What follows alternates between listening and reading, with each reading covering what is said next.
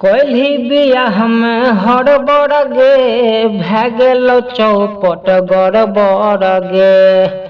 आगे कइली बियाह में हड़बड़ गे, भै गेल चौपट गड़बड़ गे।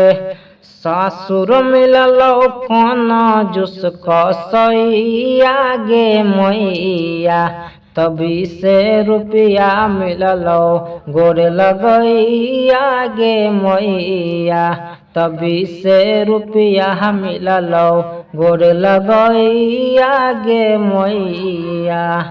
आगे कइली बियाह में हड़बड़ गे, भै गेल चौपट गड़बड़ गे।